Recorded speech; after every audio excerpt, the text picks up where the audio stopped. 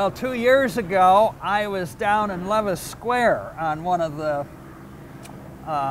tours. And if that wasn't something, because we got down there and they were chiseling out the sidewalks and the pavement. There were cement mixers, and then to top it off, because they were getting ready for the arena to be finished. So they were improving the sidewalks and the streets. And on top of it, at noon, they had a 30-piece steel drum band playing. And that became a real challenge, believe me. Well, anyway, welcome to another one of the downtown walking tours. This has been kind of a special one that we put on every year. And it began, I don't know how many years ago, maybe Carol or Kay might remember.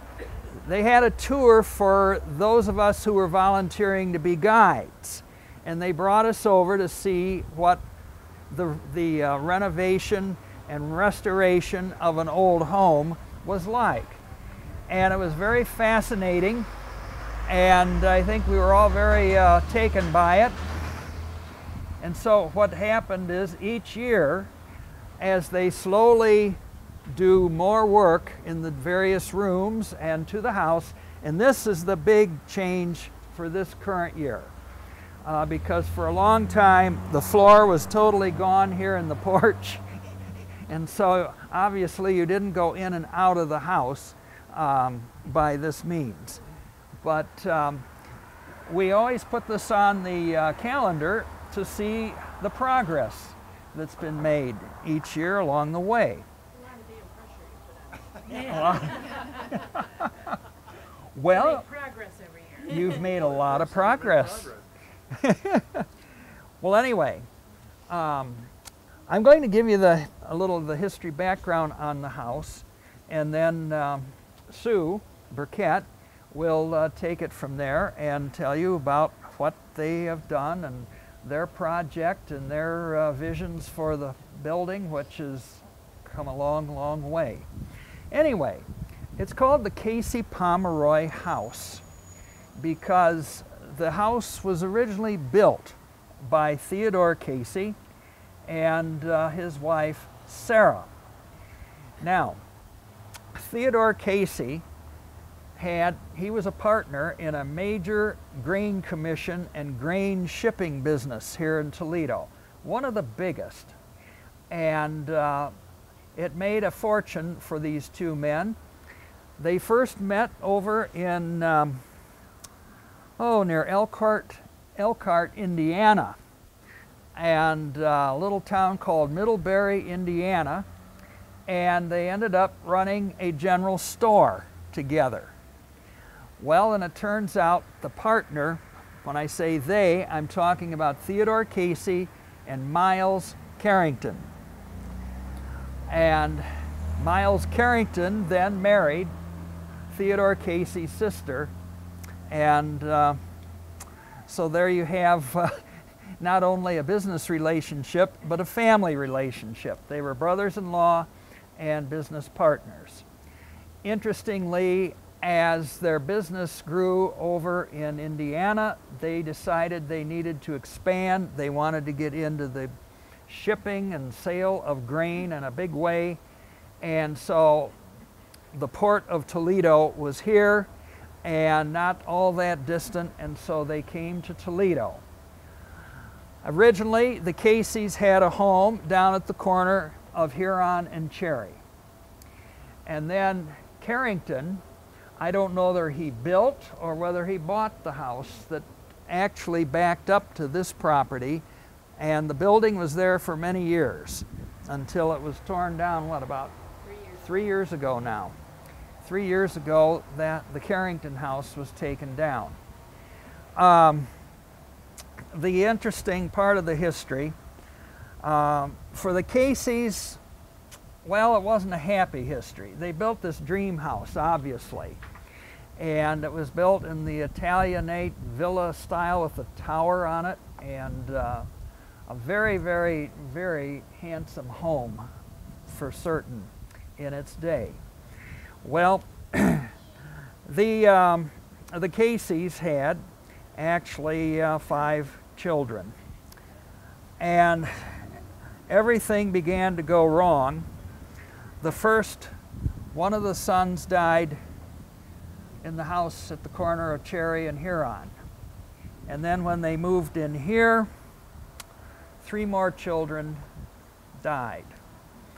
And they lost their children at ages 21, 13, and 4.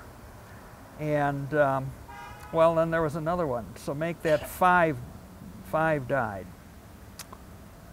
And Lulu, Lulu was born in 1861. So she was born in the house down at Cherry and Huron, but she lived to obviously an adult life, because Sue had the wonderful experience of several years ago. A descendant of Lulu and the elder Caseys saw a website featuring this house and came to Toledo and brought some pictures and things. And so that was really quite special. And here is Theodore with his grandson or grandchild.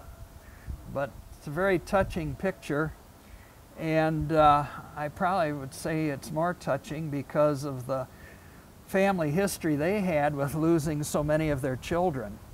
And so there are descendants. And where did they come from? Where did Indiana? They came from Indiana. Came from Indiana. Interesting. Okay. Well, what happened? They built this home, and then, of course, had all of this tragedy. And what happened is, after several years in the house, they were shown in the city directory as absent in Europe. And I think what they did was they went to Europe to get away, and also he represented their company over in Europe in the sale of grain as well. And that's in the 1875, 1876 city directories. They're absent in Europe. Then they moved to Minneapolis, Minnesota. And I think there he represented their partnership over in Minneapolis. And of course, Miles Carrington continued to live in his home, and then he lost his wife. Interestingly, over at Forest Cemetery, as you go in the main entrance, you see the very tall William Finley monument.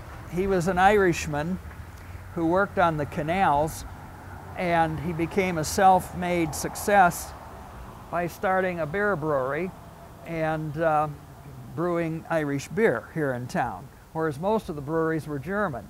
But we did have an Irish brewery, Mr. Finley. What was his name again? William Finley, F-I-N-L-A-Y. When he died, he left money for what they called in those days, it wasn't very politically correct in today's terms, but there was a house at the corner of Central and Collingwood, and it was bluntly named the Old Ladies' Home. And eventually that home needed expansion, and they built later on Indian Road and gave it the name of Sunset House. But originally it was called the Old Ladies' House, and it's where the branch library is at Central and Collingwood. Well, anyway,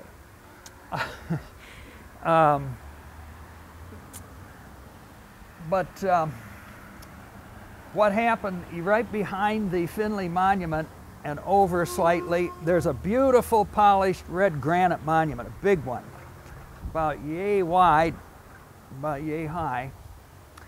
And on one side, it says Carrington.